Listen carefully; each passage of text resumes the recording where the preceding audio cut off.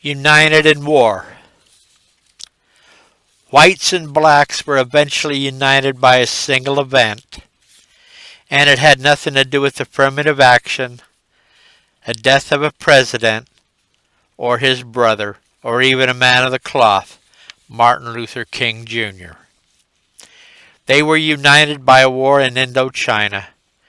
Some linked arms in protest against the killings as their white and black brothers came home in body bags, and others united by a jungle growth that led through a country that wanted them dead.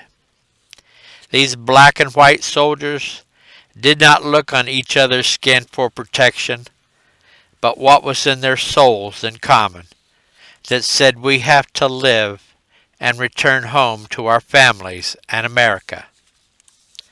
The strength of the unity of the pros and cons of the Vietnam War was strong in the 1960s and 70s. But even though we consummated a marriage of equality between races, we still had those dark hearts that felt the unity and equality was not enough. They couldn't forget the past, and they were intended to reinvigorate the hatreds that we temporarily lost during a kinship in war.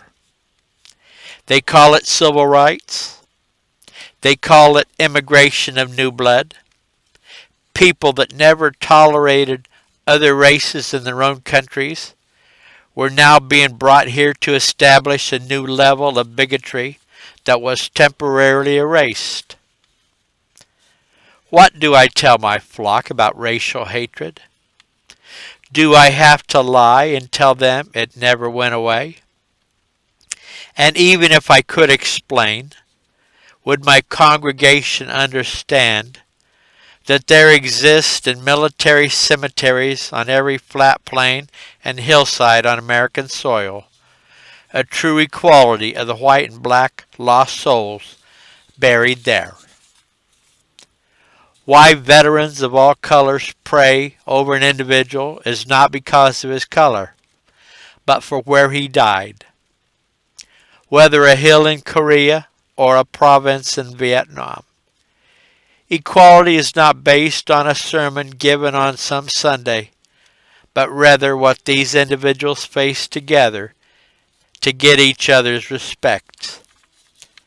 So to you white bread preachers or colored reverends, please take an American flag and hold it to your chest, and you will hear the beat of the hearts of those black and white brothers that died. God bless America.